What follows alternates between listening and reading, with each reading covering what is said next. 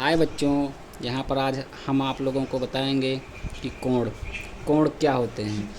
कोण की परिभाषा के हिसाब से हम आपको बताते हैं कि जैसे कोई दो जो रेखाएं होती हैं उनके आपस में जो एक पॉइंट पर जो मिलती हैं उनके बीच जो एंगल बनता है उसे कोण कहते हैं।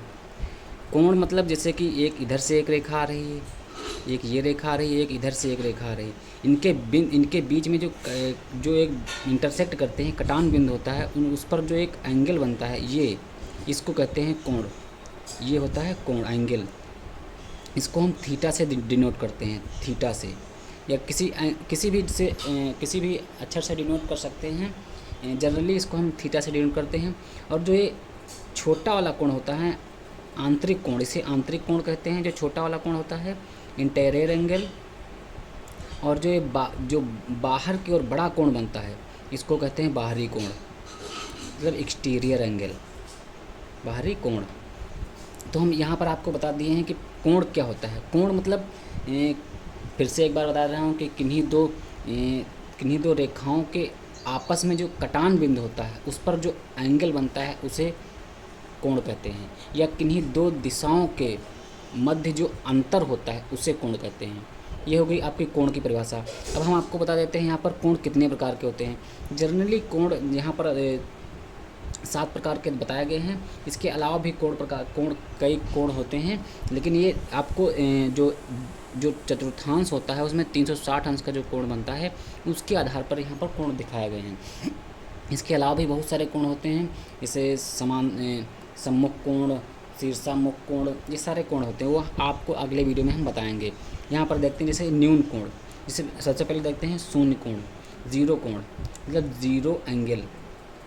मतलब ऐसी दो जो रेखाएं हैं उनको मिलाने से उनके मध्य, ऐसी कोई दो रेखाएं जिनको मिलाने से उनके मध्य जो एंगल बनता है वह ज़ीरो हो तो उसे शून्य एंगल कहते हैं। जैसे एक ये रेखा जा रही है और एक इधर से एक ये और रेखा आ रही है, तो इन दोनों को अगर हम आपस में मिलाएंगे तो यहाँ पर ये नहीं, यहाँ पर जो एंगल बनेगा, यहाँ पर मान लीजिए जैसे कि इधर से कोई रेखा जा रही है और इधर इसके ऊपर एक रेखा आ रही, तो इन दोनों के बीच में जो एंगल बनेगा वो 0 अंश का होगा। यहाँ पर भी 0 अंश का होगा। फिर अब आपका आता है न्यून कोण। न्यून कोण को एक्यूट एंगल भी कहते हैं। एक्यूट एंगल मतलब, एक्यूट का मतलब क्या होता है। एक न्यून को पहले समझ लेते हैं। न्यून क्या होता है। न्यून का मतलब होता है कि वह कोण जो न्यून का मतलब होता है छोटा, मतलब किससे छोटा, वह कोण जो 0 से बड़ा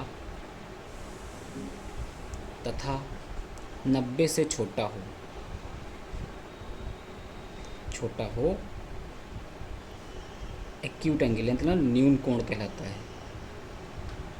मतलब वह कोण जो 0 से छोटा हो और 90 से, मतलब 0 से बड़ा हो और 90 से छोटा हो, तो उसको एक्यूट एंगल मतलब न्यून कोण कहते हैं। जैसे यहाँ पर एक ये रेखा जा रही और यहाँ पर एक ये कोण, आपका ये न्यून कोण है, क्योंकि 90 का कोण ये होता है तो इससे छोटा है ना, तो इसको ऐसे करते हैं। और जनरली यहाँ पर देखते हैं कोण को डिनोट कैसे किया जाता है। जैसे ये यहाँ पर एक पॉइंट ये हो गया, ए 0 हो गया, ए बी हो गया।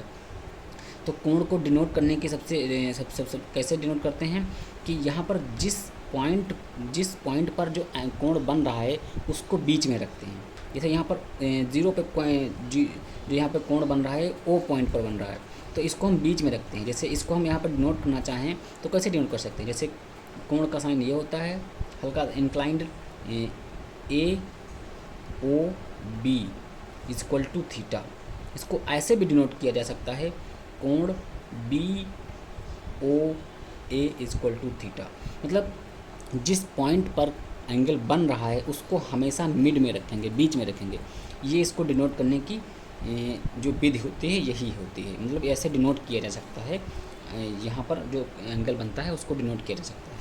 अब आता है आपका राइट एंगल। राइट एंगल का मतलब होता है, हम आपको आगे बता देते हैं। राइट एंगल का मतलब होता है 90 अंश। वह कोण जो एग्जैक्ट 90 अंश का बने। मतलब जैसे यहाँ पर एक ये कोण, एक ये लाइन आ रही इधर से, एक ऊपर से ये लाइन आ रही, तो इन दोनों को जब मिलेंगी आपस में, या फिर ये इधर जा रही हो या इधर जा रही हो, ये दोनों जब रेखाएं आपस में मिलेंगी तो यहाँ पर एक 90 अंश का कोण बनेगा, मतलब 90 अंश। तो ये रेखा इधर भी आगे जा सकती है, इधर भी जा सकती है। तो यहाँ पर 90 अंश का बनेगा, यहाँ पर भी 90 अंश का बनेगा, यहाँ पर भी 90 अंश का बनेगा, और यहाँ पर भी 90 अंश का। मतलब ये दो रेखाएं आकर के आपस में एक बिंदु पर मिलती हैं तो वहाँ पर 90 अंश का कोण बन रहा है। ठीक, अब आपके बाद आता है एब्ट्यूज एंगल, मतलब अधिक कोण, ऑब्ट्यूज एंगल। पीछे देख लेना, पीछे से मैंने लिखा नहीं, वहाँ से है। एब्ट्यूज एंगल का मतलब होता है वह कोण से, अब यहाँ पर न्यून कोण था, न्यून कोण के लिए हम एक स्टैंडर्ड फार्मूला लिख सकते हैं, जैसे जो यहाँ पर थीटा होगा, theta is greater than 0 and less than 90, ये यहाँ पर होगा राइट एंगल का, मतलब एक्यूट एंगल का। यहाँ पर जो राइट एंगल का होगा थीटा इज एग्जैक्टली 90 अंश का होगा। और यहाँ पर जो एक एब्ट्यूज एंगल होगा, एब्ट्यूज एंगल की परिभाषा क्या कैसे करेंगे, वह कोण जो 180 से छोटा और 90 से बड़ा हो, मतलब वह कोण जो 90 अंश से बड़ा और 180 से छोटा हो उसे एब्ट्यूज एंगल कहते हैं, मतलब अधिक कोण कहते हैं। जैसे यहाँ पर ये 90 अंश से बड़ा होगा एंड 180 से छोटा होगा, इसको एब्ट्यूज एंगल कहेंगे।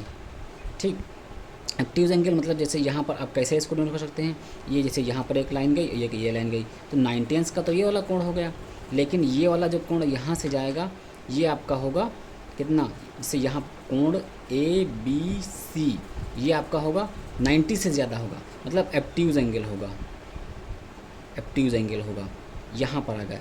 इसके बाद आता है स्ट्रेट या सरल कोण या रिज कोण, सरल कोण या रिज कोण।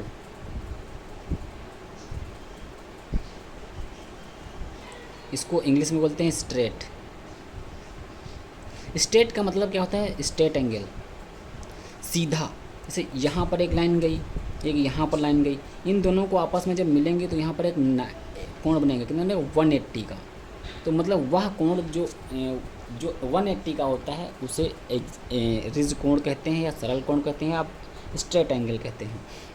मतलब जब दो रेखाओं के कटान बिंदु से जब एंगल 90 अंश का बनता है तो उसे एक्ट्यूज एंगल कहते हैं, स्ट्रेट एंगल कहते हैं, सॉरी एक्ट्यूज नहीं, स्ट्रेट एंगल कहते हैं। स्ट्रेट मतलब सरल कोण। इसके बाद आता है बृहत्त कोण, इसके बाद आता है बृहत्त कोण। बृहत्त कोण को कहते हैं, देख लेते हैं यहाँ पर, हाँ, बृहत्त कोण को कहते हैं रिफ्लेक्स एंगल कहते हैं, रिफ्लेक्स एंगल का मतलब वह कोण जो 90 मतलब 180 से ज़्यादा हो। रिफ्लेक्ट कोण जो होता है वो 180 से ज़्यादा होगा और 360 से कम होगा। मतलब यह जो एंगल होगा वह 180 से ज़्यादा होगा, मतलब यह कोण, ये वाला, मतलब ये 180 से ज़्यादा है और 360 से कम है। तो यहाँ पर थीटा इज इक्वल टू क्या होगा, 180 से ज़्यादा होगा, यहाँ पर देख 180 से ज़्यादा होगा एंड 360 से कम होगा, ये होगा यहाँ पर आपका। और इसके बाद आता है संपूर्ण कोण। संपूर्ण कोण क्या होता है, मतलब कंप्लीट एंगल।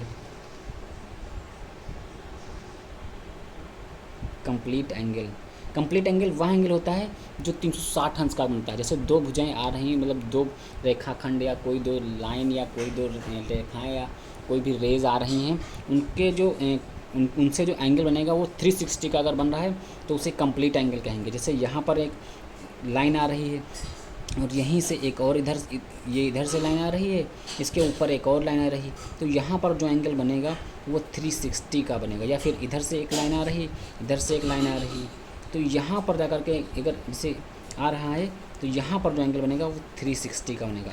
तो वह एंगल जो 360 का होता है एक संपूर्ण एंगल या कंप्लीट एंगल कहलाता है। इसके बावजूद भी दो एंगल होते हैं, इसमें नहीं दिया गया है, एक होता है संपूरक, एक होता है कोटपूरक। तो यहाँ पर हम बता देते हैं आपको संपूरक कोण क्या होते हैं। संपूरक कोण का मतलब क्या होता है, संपूरक कोण, तो संपूरक कोण इसको बोलते हैं कॉम्प्लीमेंट्री कोण, कॉम्प्लीमेंट्री एंगल।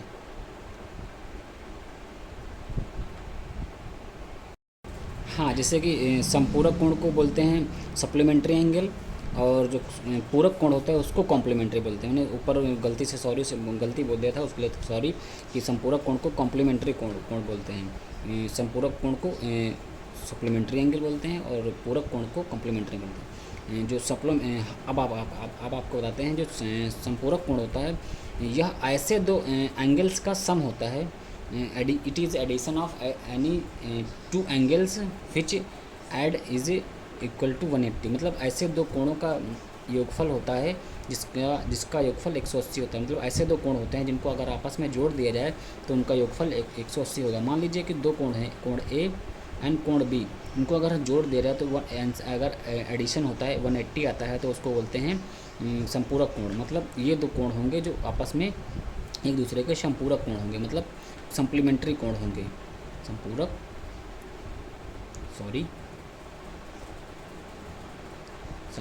कोण होंगे। और यहाँ पर जो होता है, यहाँ पर ऐसे दो एंगल्स होते हैं जिनका जो होता है, ऐसे दो एंगल जिनका सम 90 अंश मतलब 90 अंश होता है। ऐसे दो कोण जिनका सम 90 अंश होता है उसे पूरक कोण कहते हैं या कॉम्प्लीमेंट्री एंगल कहते हैं। मतलब अगर जैसे यहाँ पर ये हो गया, इसके लिए एग्जांपल में हम लिख देते हैं कि जैसे आपका 40 हो गया एंड 50 होगा, इनको अगर हम जोड़ेंगे तो 90 अंश आएगा। यहाँ पर कुछ 60 हो गया और 30 हो गया, इनको अगर हम जोड़ेंगे तो 90 अंश आएगा।